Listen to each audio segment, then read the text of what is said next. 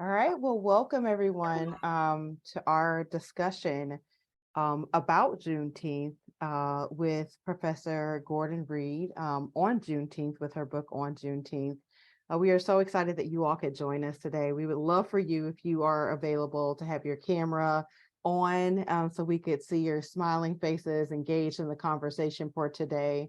My name is Shelley Williams. I am the chairperson for the Black Alumni of Notre Dame. And actually, this is the final event that I will be hosting on behalf of the Black Alumni Board. As I am rolling off, my tenure is over at the end of this month. And Dr. Kendra Washington Bass will be taking my place. And we are so proud of our incoming leadership and our current board for all that they do for the Black community at Notre Dame, including our students, our professors, our staff, our faculty, our friends, close friends, and those that support the everything that we do involved in the legacy. So today's conversation is really on point because everything that we do as the Black Alumni Board is always tied back to how do we feed our own souls, right? Like, how do we make sure that we have the information, the knowledge, the history, the activities, the events, the action to make sure that we are propelling ourselves forward and continuing to feed into us so that we can be that for the next generation. And so this conversation is really to help us ground ourselves in that way, but then also to make sure that we're also able to ask questions in a very safe environment, that we are able to think about what does Juneteenth really mean for us personally, but why the celebration exists and why it's so historically important for the Black community. So with that, we always like to start all of our events off with Lift Every Voice and Sing, and Dr. Amorja Roberson will be doing that for us virtually. Lift every voice and sing, till earth and heaven ring with the harmonies of liberty. Let our rejoicing rise high as the listening skies. Let it resound loud as the rolling sea. Sing a song full of the faith that the dark past has taught us. Sing a song full of the hope that the present has brought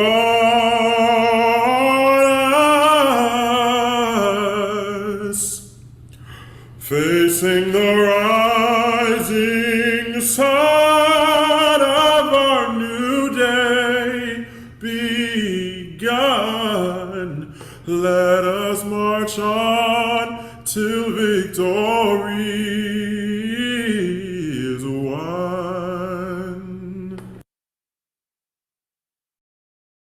Thank you, Amorja.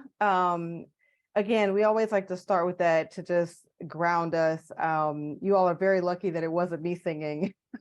Amorja has a beautiful song, a beautiful voice, and we love to uplift his presence as a Notre Dame alum and a doctorate from, he just received his doctorate from Notre Dame. So we are so very proud to have his talent and his guiding spirit as he sings Lift Every Voice and Sing.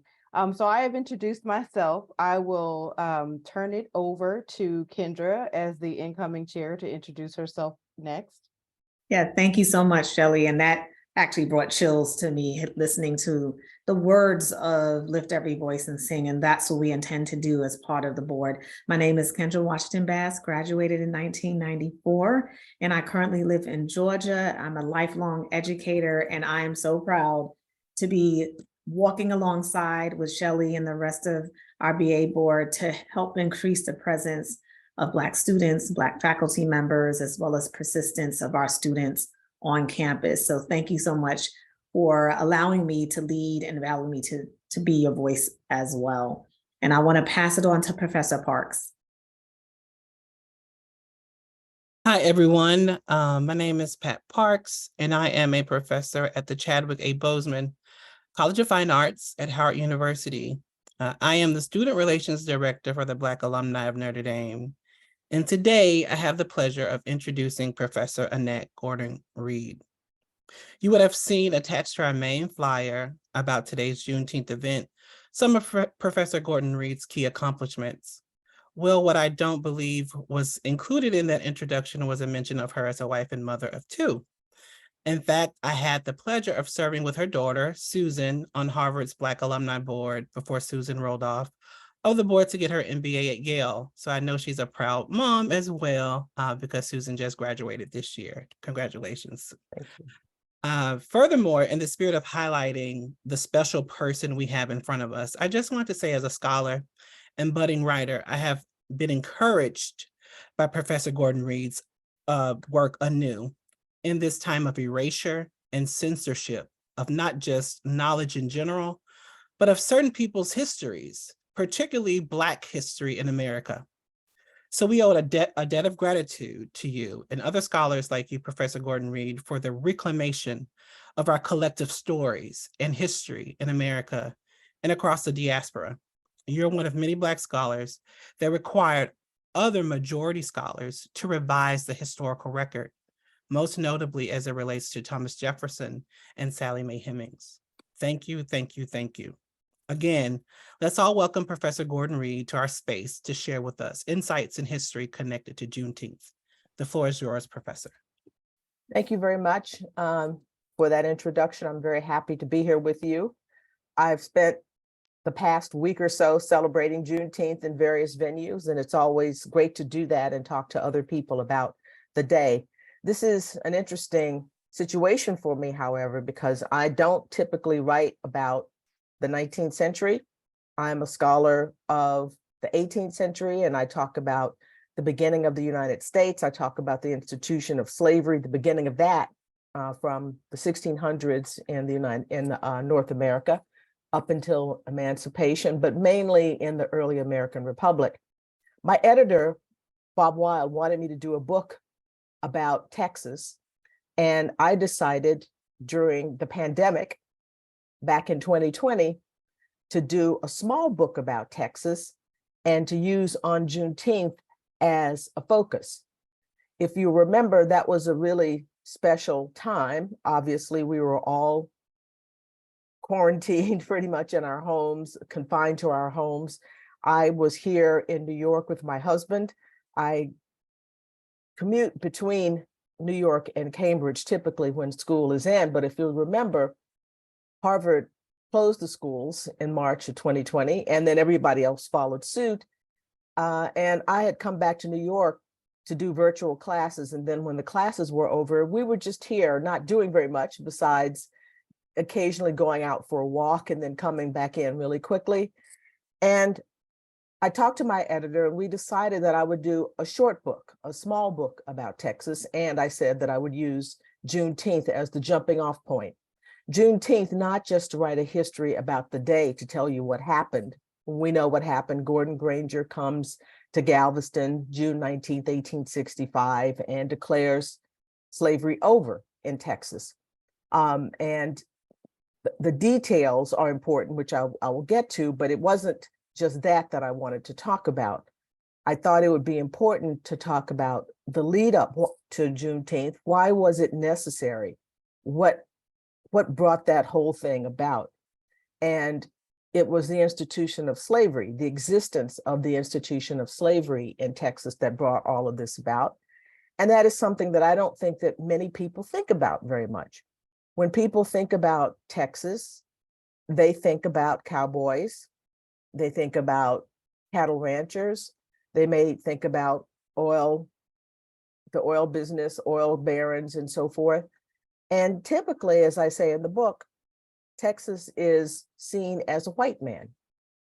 That the image, a masculine image, and an image of whiteness. Someone was telling me the other day that she had a roommate. She was at Spelman, and she had a roommate from Texas. And when she was back in college, and she she was surprised that there were Black people in Texas. I mean, it was odd for her, an exotic kind of thing. But there are Black people in Texas. There was slavery in Texas, and slavery shaped the state in ways that I don't think people understand. I've been on the East Coast now for many years, having come to Dartmouth and then went to Harvard Law School and then moved to New York. And one of the things that I constantly hear, well, periodically hear, is people ask me, what's up with Texas? Why is it like that? It's a strange place. What's going on? And I think that's because people don't think of that part of Texas's history, the slavery part of Texas history. Slavery was a system of work for no pay and whipping and selling, all the kinds of things that we know about. But it also, being racially based, created a racial hierarchy. And it helped cement a racial hierarchy. And just because slavery ended doesn't mean that that hierarchy went away. So I think of Juneteenth not only as the end of something, it was the beginning of something. It was the beginning of a struggle that African Americans have been on since that time. Well, since slavery, but it continues with slavery. So much so that sometimes people have said to me over the past couple of years, should we be celebrating this day? Is this a celebration, or should we just say commemoration? And I think it should be both, actually. The people who heard the news in Galveston, June 19th, 1865, were happy. They actually were happy because they knew that it would no longer, it was their hope that that's what the words of General Order Number 3, which ended slavery, that those words and the announcement of the end of slavery would mean that there would no longer be a situation where they could be legally sold away from their families. Mothers separated from children, husbands and wives separated, siblings separated. And that had been the real trauma of slavery, more than anything. Whipping was bad, working for no pay was bad, the general sense of the overlay of violence was bad, but the separation of families traumatized enslaved people. And it sort of haunts, I think, African American people to this day in some ways. I don't have any proof of this, but I wonder if our penchant for family reunions, for gatherings, homecomings, all those kinds of things, even Juneteenth, the celebration itself that I had when I was growing up, it was always a time for families to gather together. So this regathering of people who've been lost is always a theme in Black culture. And I think it grows out of our experiences in slavery. So they knew that this would be over, that this would be the end of that. And they also knew that they had a struggle on their hands and they were prepared to meet that struggle. But there was this happiness. And I do think it's important to emphasize that Black people can be happy. Black joy is a real thing, and it's an important thing. And we should recognize it when it exists, because it's one of the things that's helped us get through all of this.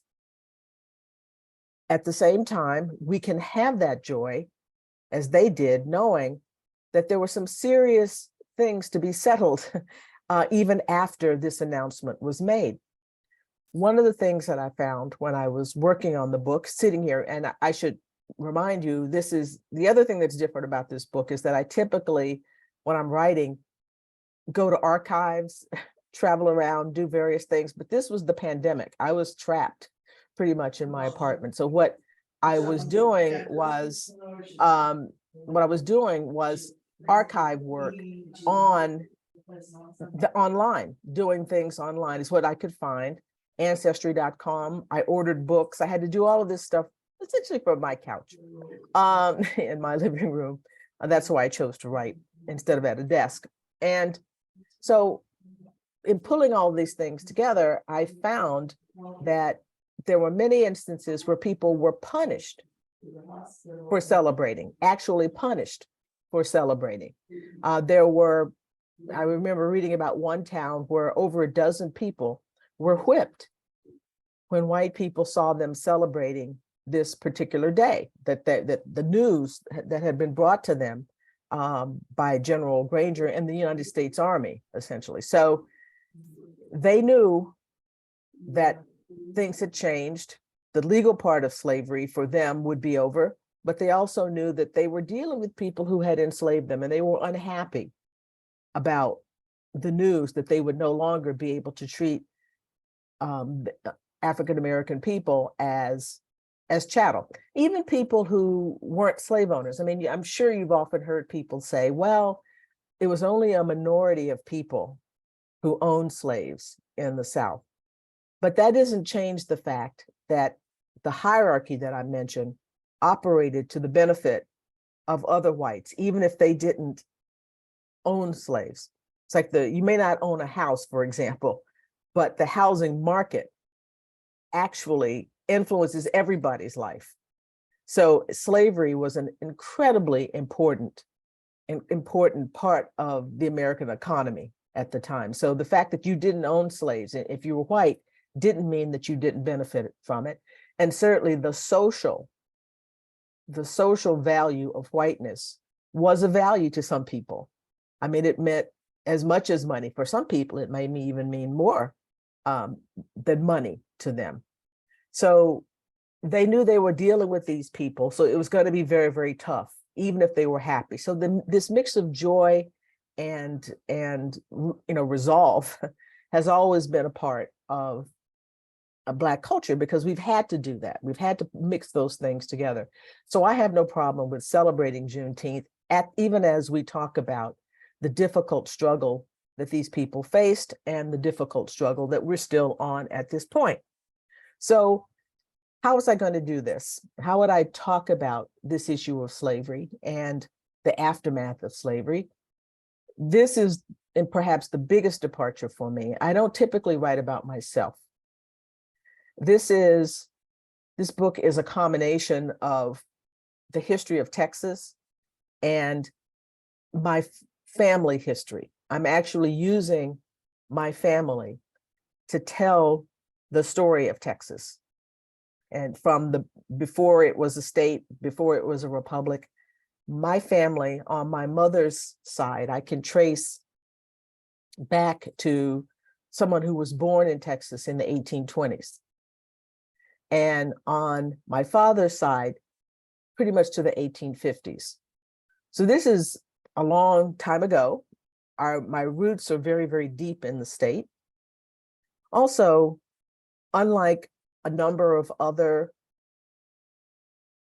families, Black families in the South, my family did not join the Great Migration that Isabel Wilkerson talks about in The Warmth of Other Suns. They did not leave the South to go north. They stayed in Texas. So my family's been there a long time, and most of us stayed there. So I felt qualified to talk about this, and I thought I could highlight aspects of Texas history by talking about their story and the story of, well, all Black people in Texas. And I also, I start out the book by trying to re-people the state. Remember, Texas is a white man, but it's not just a white man. It's me, it's other people. So most of the chapters of the book, all of the chapters of the book, try to bring people who are not white men back into the story.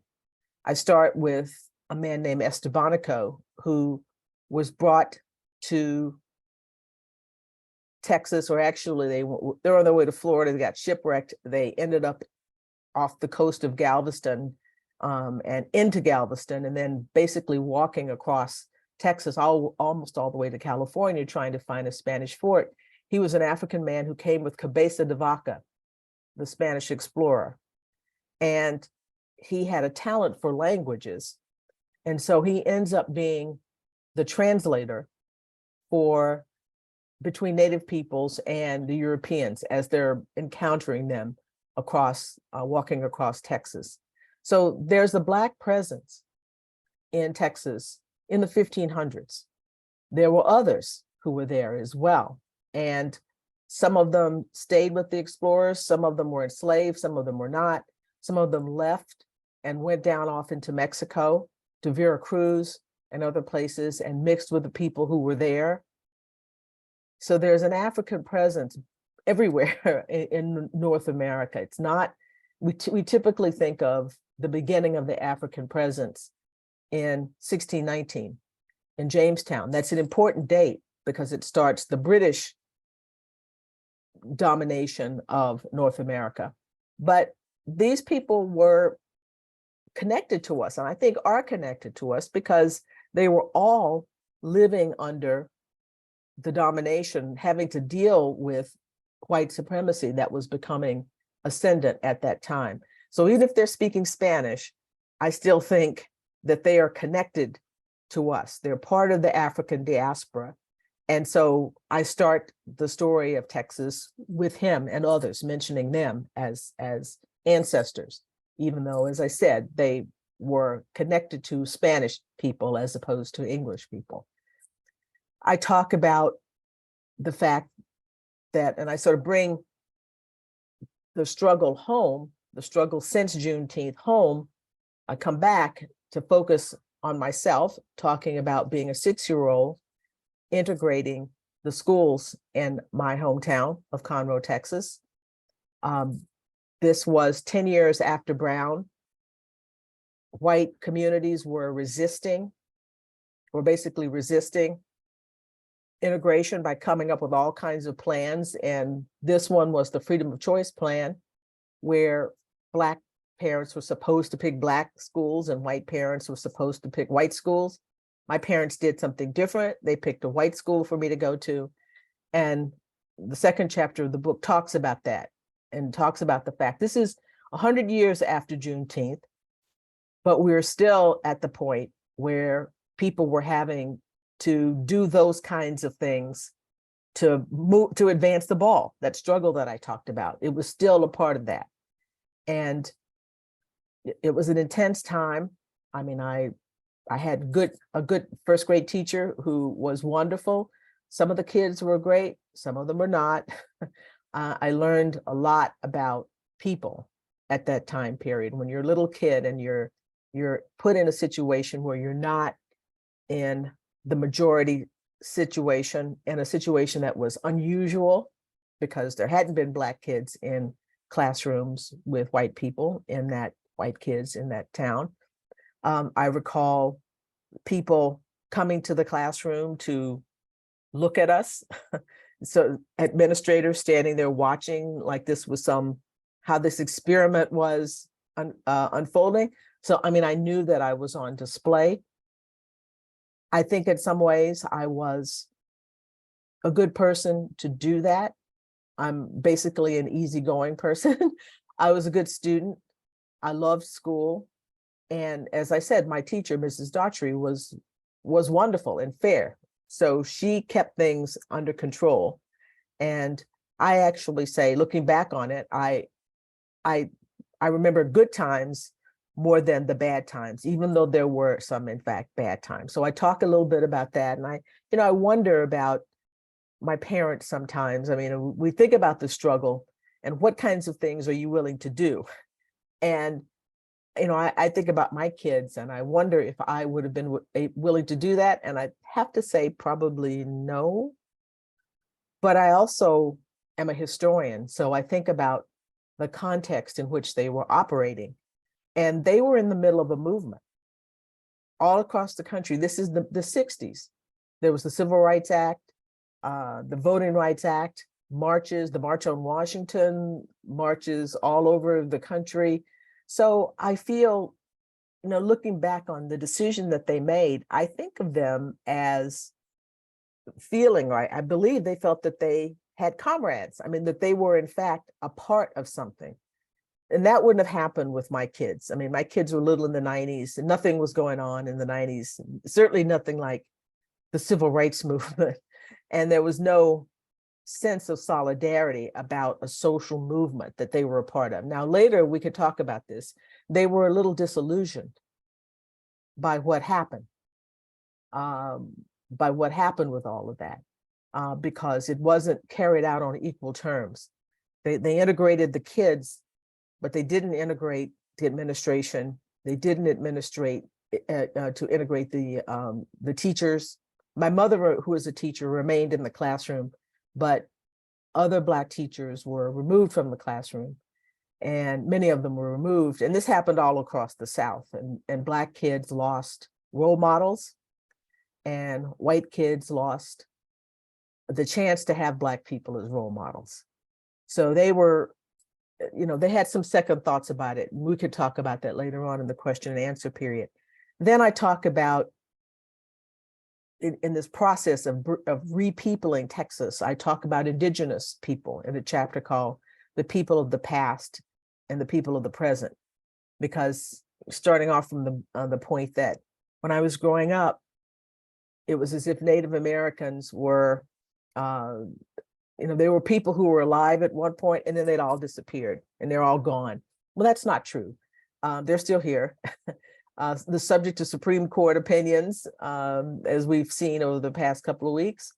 And what does it mean for us to forget that they are there, that they were part of all of this? And I talk about what it was like going to the Alabama Coshada Indian reservation, which is about 17 miles from where I was born in Texas. So I knew that they were there. And in the 70s, which is really my formative years, were the height of the American Indian movement then. And not only in terms of serious political stuff, but also in terms of like fashion and so forth. People were into that kind of thing. But it was also a point when there was a lot of political activity around Native Americans. So I talk about them, I bring them back into the picture.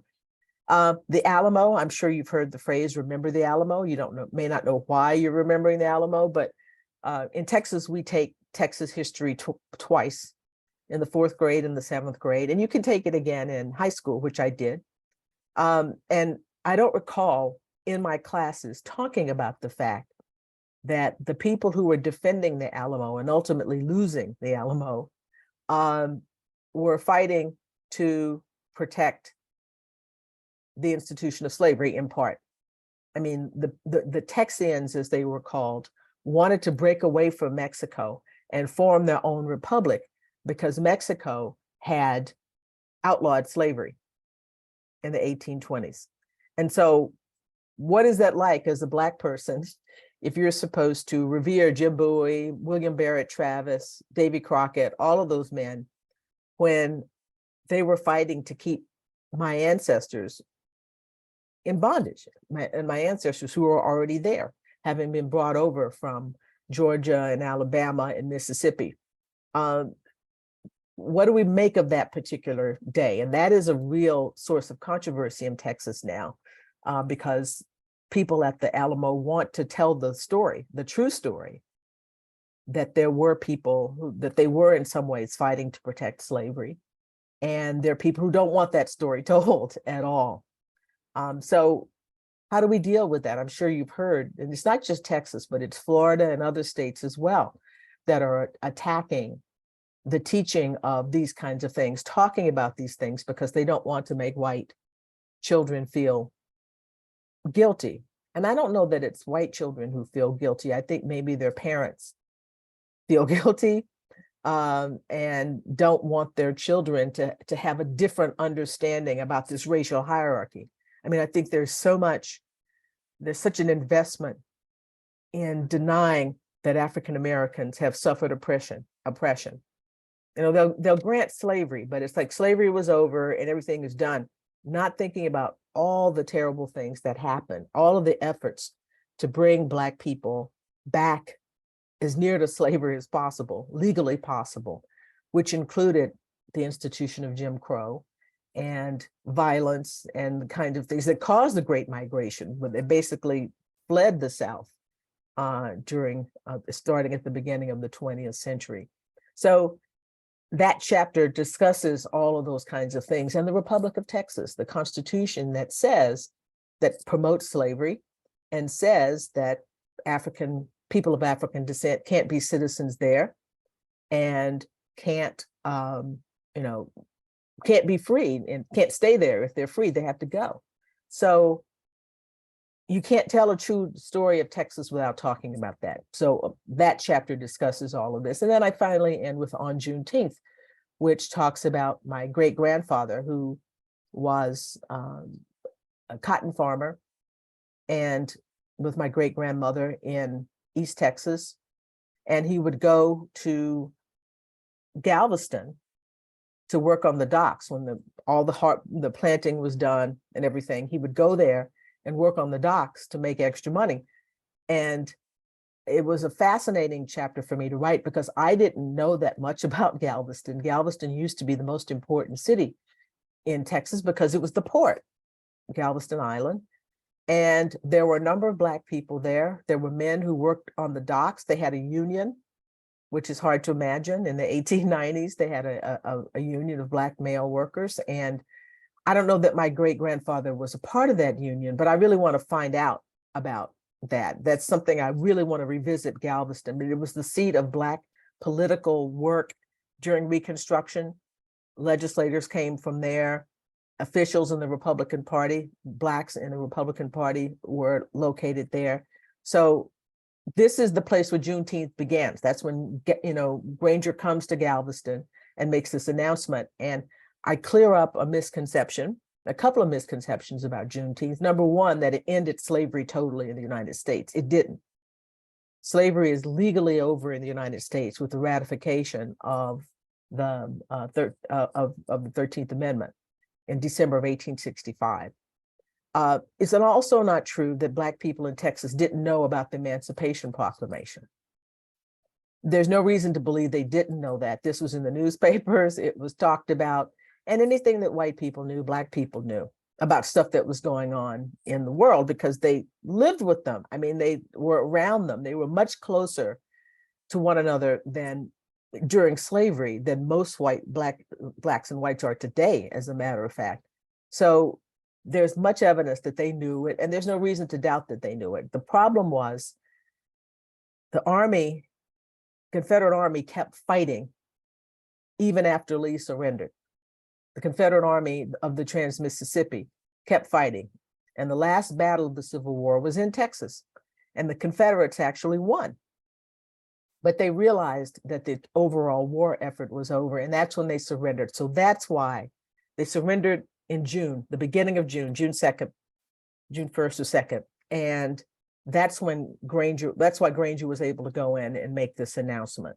So I talk about that and explain that, sort of reemphasize the point that this was the end of something, but it was the beginning of something that is continuing to this day, moving from freedom from bondage, the right to vote, the right to be an equal citizen, all of those kinds of things. And, we're still fighting these battles today. We sort of dodged something of a bullet with the voting rights case a few weeks ago, but it's by no means over. We still have a long way to go. But the journey begins, that type of journey began with Juneteenth and people who were going to go forward in the face of a lot of opposition. One of my favorite stories from the book is the story of 5 Black men who in 1876 pool their resources and buy land to celebrate Juneteenth in Houston. And that land eventually became Emancipation Park, which still exists today, which has Juneteenth celebrations. But just to think about the foresight and the faith of people who had been chattel, who buy land, not only are they going to celebrate, but they fully expect that their descendants would keep faith with them and would continue to celebrate. And this is, so important for us to keep in mind, that it's not just one generation, it's a generational thing that we're struggle that we're involved in.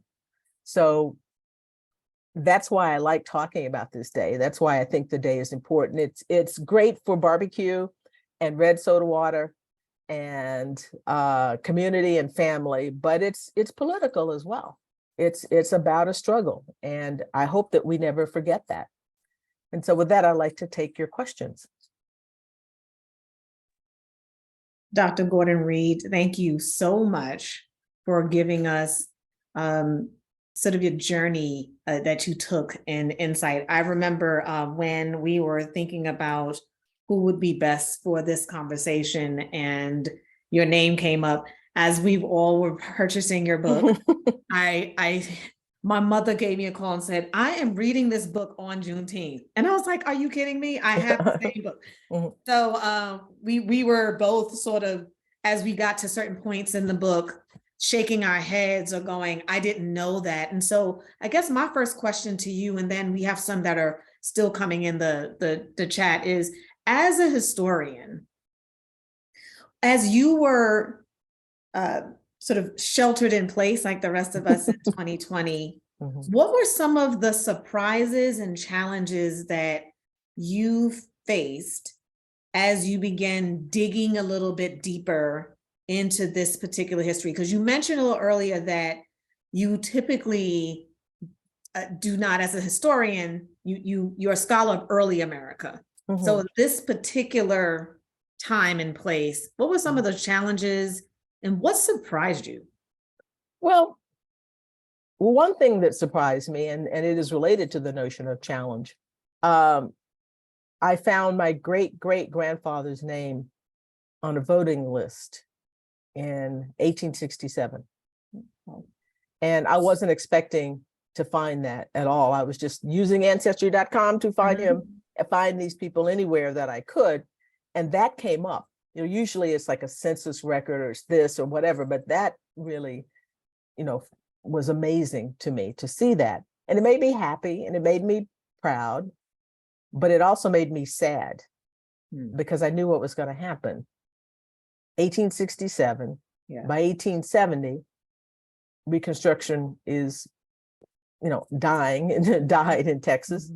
And soon the redemption governments would come back in and they would stop Black people from voting, with you know, poll taxes, literacy tests, phony literacy tests, and violence, out and out violence, killing people for voting. So there was this moment of hope, and just imagining this man who started life as a chattel, who now was participating in governance, you know, choosing a representative. And so that, you know, it's always infuriating when you write about this period of history, because, you know, slavery, writing about slavery, there are moments when they're just, you know, it's devastating to read this and to think about it.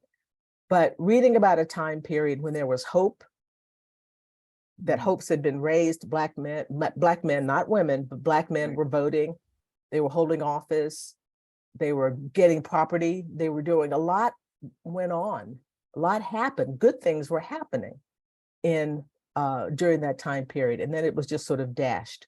So the big challenge was to kind of keep your head and not, you know, get so angry that you want to walk away from it and not deal with it.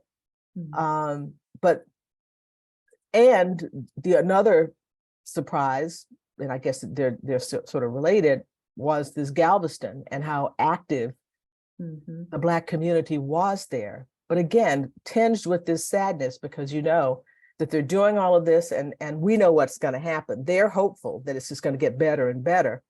And people tend to think that about history.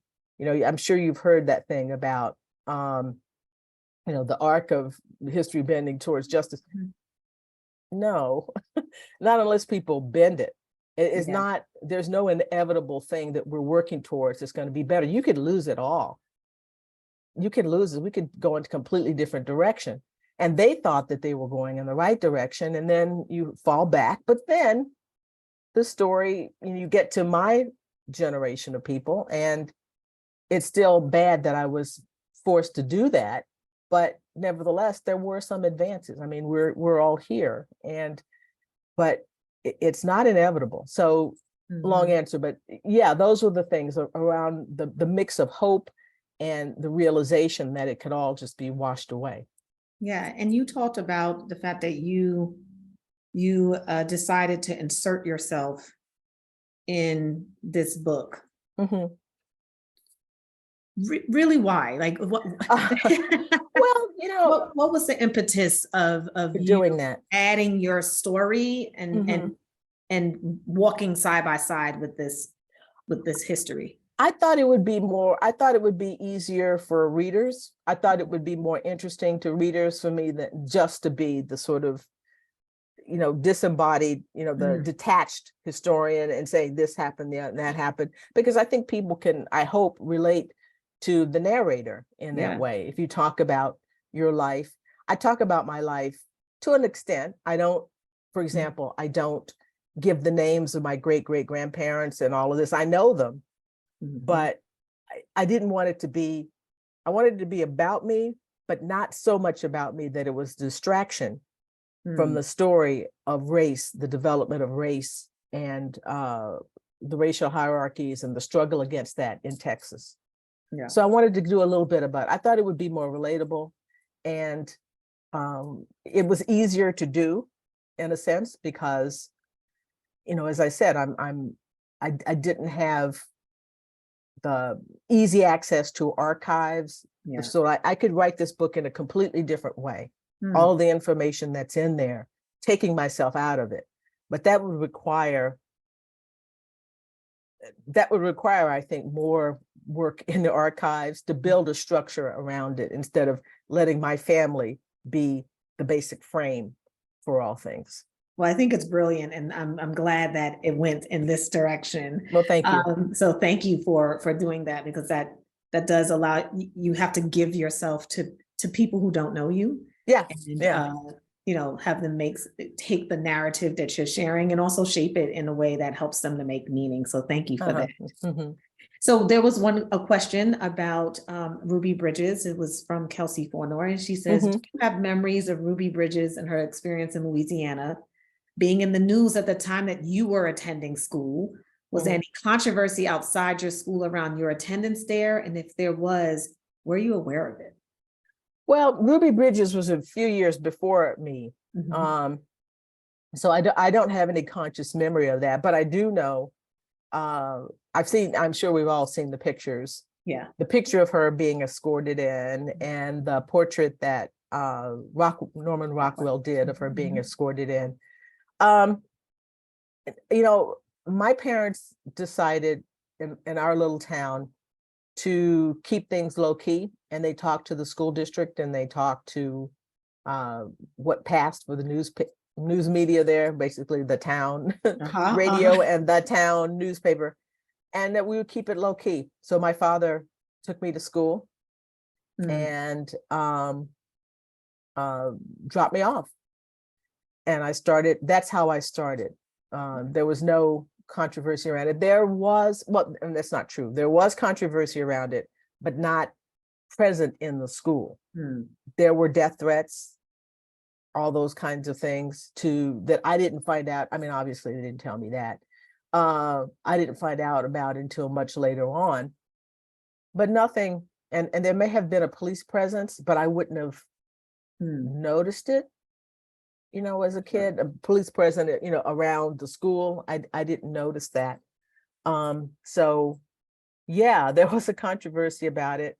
It became much more of a controversy, strangely enough. Well, I don't want to say much more, but an additional controversy when 3 years later, the Supreme Court ruled that freedom of choice plans were unconstitutional. They were just a subterfuge to get around Brown. And then everybody had to mix together. And then members of the Black community were not too thrilled. Because you remember Booker T. Washington, which was the K through 12 school where my mother taught and where my two older brothers went, it was the center of the community. You know, that and the church and churches was the center of the community. And they were very proud of their school. And they felt that they had lost something, and they did lose something. There was a gain in some way, but there was a loss that I referred to before about teachers, and so forth. And I tell a story about standing in line one day and waiting for the bus, and a boy said, "That's her," and then he started punching me in the chest. And I had no idea who he was, you know. I mean, if you could imagine the kind of weirdness of somebody's attacking you and you actually do not know who this person is. But I figured out, because he said, that's her. It occurred to me that they were referring to the fact that I had integrated the schools.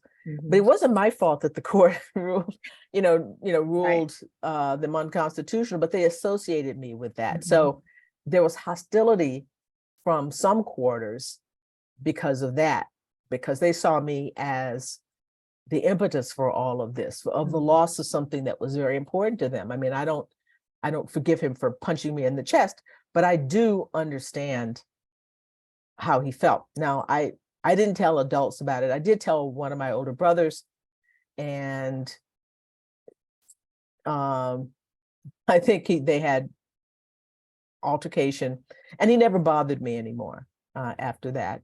But I sensed hostility on the parts of some Black people from that point on, when the schools had to be forcibly integrated. Yeah, and actually there were two comments in the chat about school, and one I want to just uplift from Amber St. Julian, and she said, when she went to school, they left out the slavery aspect in the Battle of the Alamo, and that she appreciated her U.S. history teacher for sort of inserting and teaching the truth, adding to the history. So that gets to a question about current state of education in Texas. And I think one of the questions I'm trying to get to here is like this narrative of Texas and the history of slavery and its impacts on educating students. What are your thoughts about what educators, not only are they facing, but what can they actually tangibly do in light of the current political climate and legislation? I mean, divisive laws, can't say gay, you name it, a removal of DEI offices from public institutions in the state of Texas. I mean, you're an educator, and that's quite a few on this Zoom who are as well. What are your thoughts around that, and what advice can you offer? Well, it's terrible. It's terrible. And I think it's part of a backlash against the fact that many young people have shown, well, I mean, if you think about what happened, thinking about the pandemic, the other thing that happened that I should have mentioned, obviously, was the murder of George Floyd, of course, which greatly increased the interest in Juneteenth. I mean, it's clear that there was just such a huge spike, because that was in May, and then Juneteenth comes along, and then people were thinking about, how do we get to this point where something like that could happen? And thinking about slavery and the legacies of slavery and the racial hierarchy that I've talked about, to see people all over the world, not just in the United States, not just in big cities, but in small towns all over the world, coming out in support of all of that, I think it shocked a group of people. And they said, how do we get to the point that people are voicing this kind of solidarity with Black people? And they turned around and I think it blamed the schools.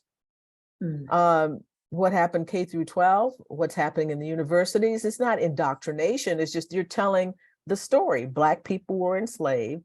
There was, Jim Crow after that. There was violence. There was redlining. The government participated in all these kinds of things.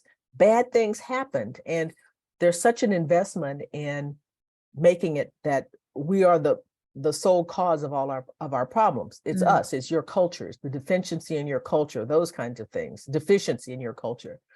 When in fact that there were actual impediments that were put before us. And people don't want to talk. It's not about your kids feeling guilty. It's that they just don't want people to sympathize with us.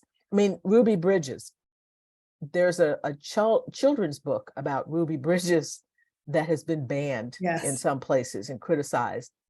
And they're upset because the illustrations of the book have groups of white people standing outside yelling at her as she's coming into the school. Well, there weren't groups of white people standing outside yelling at her when she came into the school. That's the truth.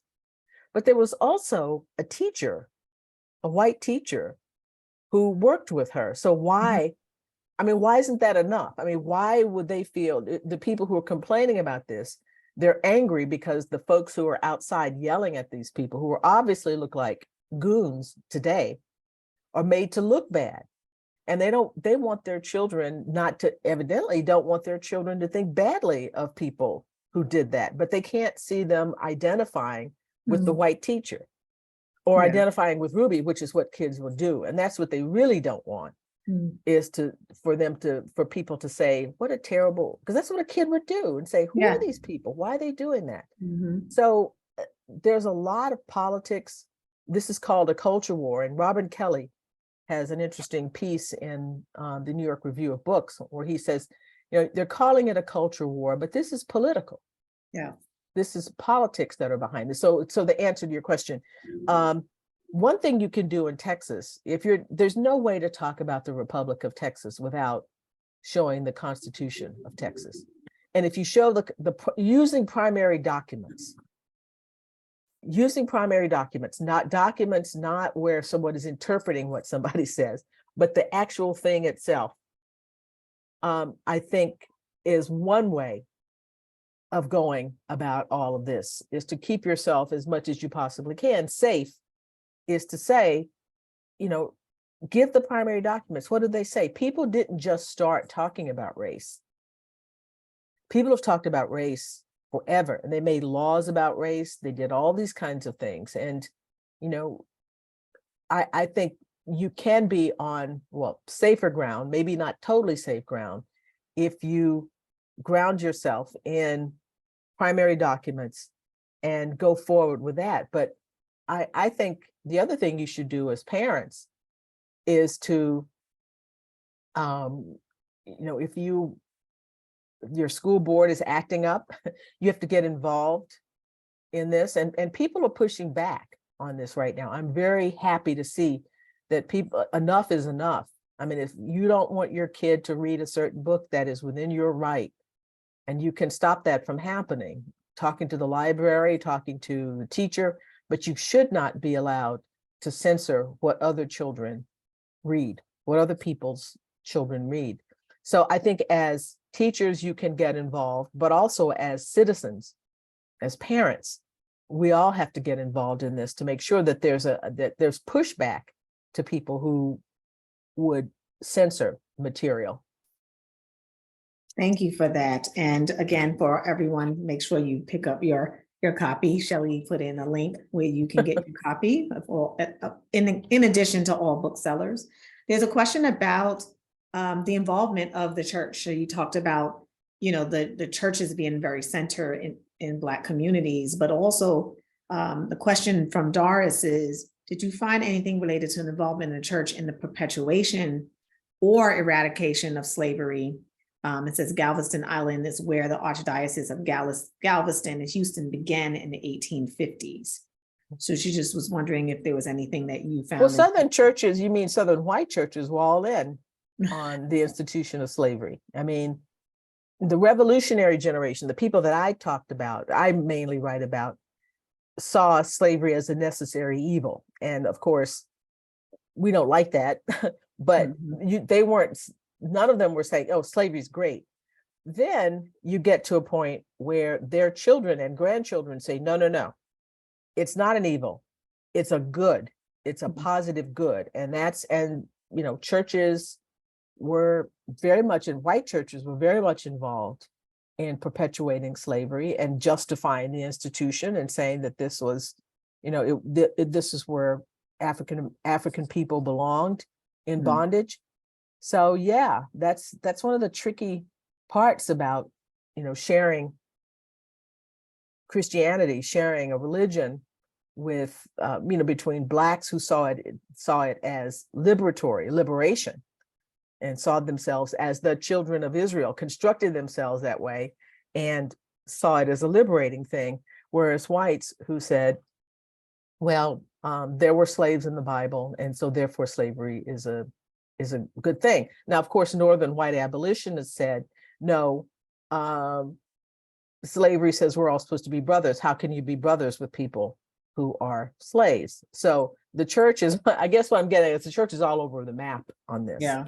Just like anything, you can find scriptures that support what it is you're saying, almost whatever you're saying.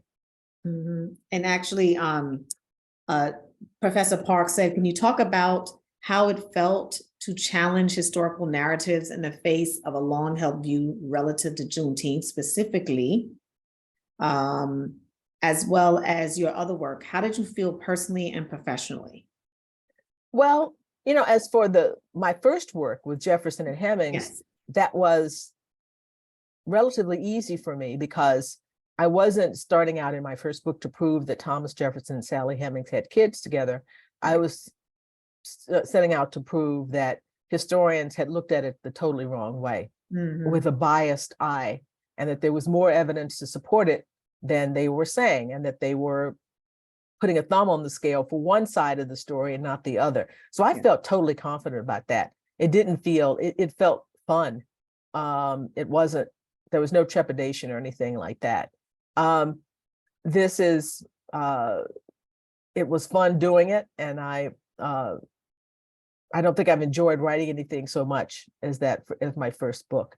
So I see it as a challenge, and my work was corroborated the year after the book came out with DNA testing. And so that worked out really well. Juneteenth, it really is just about letting people understand that it should be, or hoping that people understand that it's not just a day for barbecue, that it is for something, it's a bigger question that's involved here. And it's sort of a way station that African-American people are on a journey. And this was one marker, like the Stations of the Cross. This is one marker of that journey, and that we're still on. Yeah, and so I have two more questions for you. And one is from Amber St. Julian. Of course, she's a Texan, and she sort of gives this sort of preamble to this. And she says, Emancipation Proclamation freed slaves in Confederate states. As a native Texan, I understand the significance of Juneteenth here, but do you have any thoughts as to why the ratification of the 13th Amendment, let me make sure I'm getting the rest of it. Why the ratification of the 13th Amendment, not the date that's celebrated in the Black community, particularly in the northern states, considering when all slaves were free? So I guess that's part of that tension I was talking about earlier. It's an interesting question. And there are other states that have their own emancipation days. And the point that I hope I have been trying to make is that emancipation was a process. There was no one thing that took place. I think Juneteenth is significant to me because it marks the end of the military effort to maintain the system of slavery. It's nice that it was legally over December, 1865. That's important, and we should acknowledge that. But there's something about the military defeat of the Confederacy that I think is important, because slavery didn't end. Law did not. You ended slavery with violence. It was outside of law that that this took place. We had to go to war. It was the breakdown of law, and the triumph over that effort, to my mind, is something that should be marked. I think Juneteenth is marked because Texans made a big deal about it. We've celebrated it since 1865. And when we went out into the rest of the United States, we took the holiday with us, and other people learned about it. And I think Florida has a particular day, Virginia has a particular day, all of those things. But they didn't champion it in the same way that Texans have championed Juneteenth. And frankly, that's what it is. And there's no figure like Opal Lee, Miss Opal Lee, who's considered the grandmother of Juneteenth, who has been campaigning for this for years. Yes. And so I think it's the tenacity and the bragging of Texans, the chauvinism of Texans that brought it forward. It's an important day, and I want it to be an umbrella day for all the emancipation days and for the fact that, you know, it wasn't just the soldiers who liberated African Americans. They voted with their feet and they left plantations, and men joined the army, Black men joined the army and helped to bring about the end of the institution. So I think we should think about all of the process of emancipation over those years. So final question, and this has to do with, I brought this, I think, when we first get on, which is this tension. So here we have made it a federal holiday. Well, President Biden did, and it's celebrated. Well, at least it's acknowledged, I think, in most states. I was talking with someone earlier and said, we don't have off tomorrow. It's like, you're working. I actually asked the questions like, so are you going to take off? Are you going to go to work? Because I remember as a kid, even though it was a national holiday, we were not in school. Like, parents kept us out of school, and we did some days of service. So what does it mean now that it's a federal holiday? Do you still have some tension about it? It's a federal holiday and how people celebrate it. And you talked earlier about, like, should it be celebrated and commemorated? Could you close us out with your thinking about, so what happens next with Juneteenth? What happens in the future? I've been pretty impressed with the celebrations that I've seen, the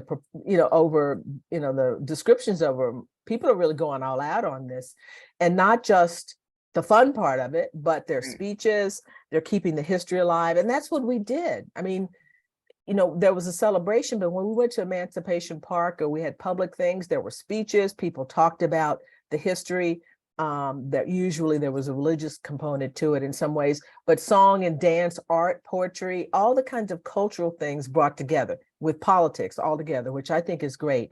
What I'm hoping is that people will keep it as a community and a family day. I'm hoping one of the things I've suggested is that young people be encouraged to take the oral histories of older members of their family. It's a family day, and I would like for that, to remain a central part of it.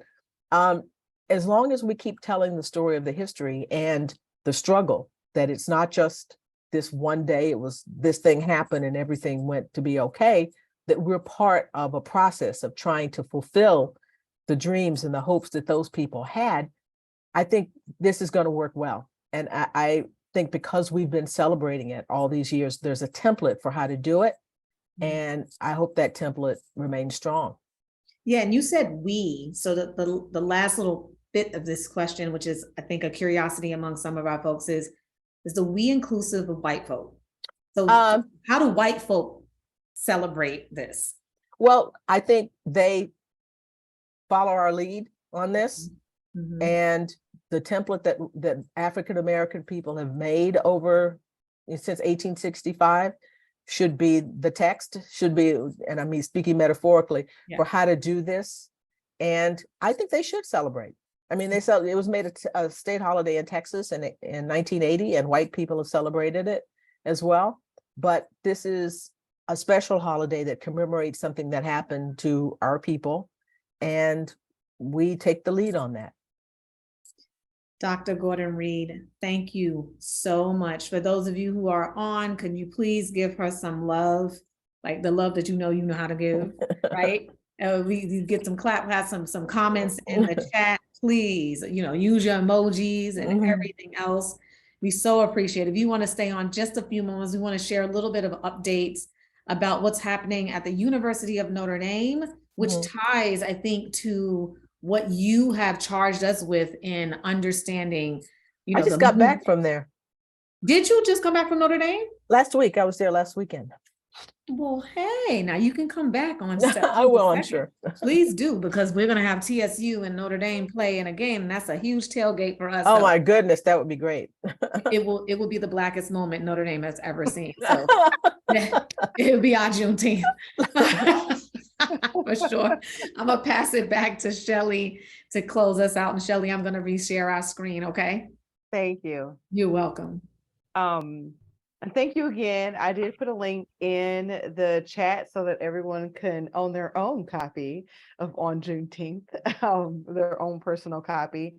But we didn't at the very beginning get to just talk a little bit about the Black Alumni of Notre Dame, who we are and how we were first established, and why this work is so important, because it really does tie back into everything that we've been talking about knowing our history, including knowing our history on campus, right? So we are, this board was established in 1985. Father Ted Hesburgh, who did a very large amount, was very significant in the civil rights movement, called back 25 students back to campus and 25 alums to really better understand how they could better grow the Black community at Notre Dame. So that was sort of the official first meeting of what we now have become, which is the Black Alumni of Notre Dame board.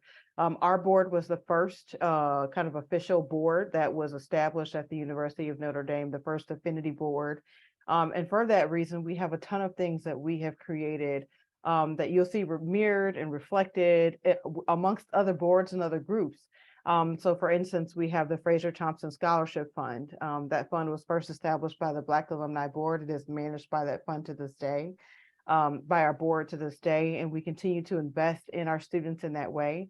We have the book Black Domers, which is sort of a historical book that allows us to really think through all of the different years since the first student, Fraser Thompson, graduated from Notre Dame, and really reflect on the different in the myriad of experiences that Black people have had on campus and what that has really meant to us.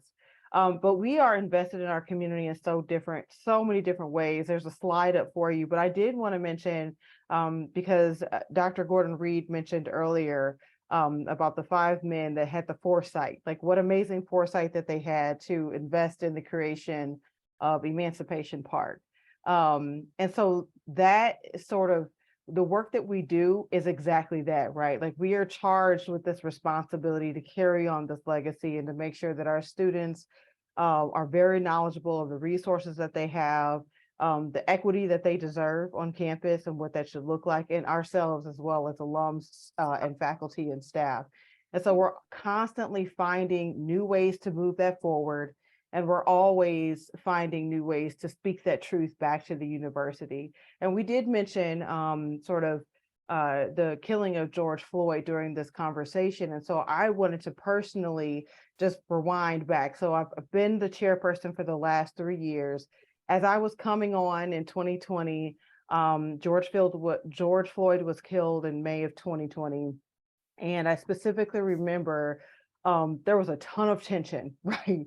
I didn't really know exactly what my next steps were supposed to be as the incoming chairperson. We had an amazing chairperson, Nicole Johnson and Peoples, prior to me, but we worked with our Native American Alumni Board, our Hispanic Alumni Board, our Asian Pacific Alumni Board, along with the Black Alumni Board, to put forth a statement of action. And that statement of action really was initiated not only just by the unjust that we were seeing across the nation and on campus, but also because there was a petition put forth on change.org by students and alumni that had to, they spoke their stories and truth about what was happening and wanted to see change. So we, in our statement of action, put forth the recommendation that we wanted to see an Office of Diversity, Equity, and Inclusion and Justice established at the University of Notre Dame. I am more than happy to say that that's not the official name of the office, but we do have Dr. Hugh Page, who is now leading the charge in that area under the Office of Institutional Transformation for the University of Notre Dame. And he has a team that he is working with. We expect to see an update from that team. The Black Alumni of Notre Dame Board has requested that they have a conversation with us to help us better understand what key objectives and results are going to be seen from that work, how they are pulling all the different university schools together, the different departments, and really measuring what this change looks like. We've always sort of said, this has been happening for so long, it's time for action. Well, now we're seeing some of those pieces really start to come together. So It's been a while since you all have heard an update on that, but more to come early this fall. We are very excited about this work that Dr. Hugh Page is leading, and excited to see that we didn't lose sight of that from the past 3 years that I've been as chairperson, and have continued to push along with our other diversity boards for this type of change to happen at Notre Dame. With that, Kendra, could you advance the slide one more time? I will here. So we have a few different upcoming events, but really quickly. So you heard from Kendra, myself, Pat, I believe. Amber, did you introduce yourself during this call officially? Okay. No, I did not. Okay, Amber, so you take it away. Hello, everyone. My name is Amber St. Julian, class of 2011 by way of 2010. I was an architecture major. I currently work I'm a technical designer and associate at Gensler, which is an architecture and interior design firm. And I'm the current director of communications. So y'all get a lot of emails about anything. It's usually coming from me. So. And then our members of LaDawn Burnett, she is the director of alumni relations. She's actually here in St. Louis with me. She's a lawyer, graduated from Notre Dame Law School. She couldn't be on the call today. And also Jimmy Rayford. He is our vice chair, and he is also in Indiana, could not also make the call this afternoon. But just so that you all know, there's a body of people that are pulling this forward, and we will soon be welcoming our new director of student recruitment, Tiffany Tatum, onto the board as of July 1st. Please make sure that you are attending your student send-offs. You need to look that up through your local, your local club to make sure that you get the dates for those send-offs. It is incredibly important that we have Black and brown faces when we send our students off during these celebrations, that they are not only welcomed by the white and Caucasian community at Notre Dame, but they also have a familiar face to connect with. We also have summer socials that are going on. One of them has already passed. New York City, July 7th. It's coming up, Shelley, on Saturday, tomorrow. Oh, right, yeah, tomorrow. See, that's why I say the past hour. Listen, I'm in next week. I don't know about you all, but so Atlanta is tomorrow. So Kendra will be there, I do believe. Yes. So you'll see her if you get to be there. New York City has one July 7th, and then Chicago, July 8th. And that's just the beginning. We are always encouraging our Black alums to get together. Send us a note and let us know if you'd like to do that in a more formal fashion, and we would love to support that officially through our board. And then, as Kendra already alluded to, the blackest moment that Notre Dame will ever see will be Indy versus TSU. We are so pumped about this. We will hopefully, fingers crossed, have the band perform with us at the tailgate. We were super excited about it. But we need to come out in droves and fully support this action, because this is the first time that I do believe at university, I think at our ranking in the NCAA is welcoming a historically Black college to play. And we did that, I think, a year or two ago with the men's basketball team, where we played in HBCU as well. So we want to keep that momentum going. And share the love and share the light with our HBCU colleagues as well. With that, I will pass it back to Kendra. Yes, thank you so much, Shelley. I'm gonna stop sharing. And I again want to just say thank you to everyone who's joined today. We really appreciate you taking time out of your schedule, personal, professional time, but we mostly want to thank Dr. Gordon-Reed for sharing her brilliance and giving us continued food for thought around ways that we can sort of uncover the history that we've been covered in and begin to learn anew. And so I thank you for your time. This interruption was definitely worth it. This is the work, and it is so much aligned to what we're doing and what we want for the members of our Notre Dame community to learn moving forward. So Dr. Gordon-Reed, thank you again for your time today. Thank you for your brilliance. And to all of our domers, Black alum and alum alike, go Irish. Have a wonderful rest of the week and continue to learn and continue to grow. We'll see you in September. Thank you, everyone. Bye-bye.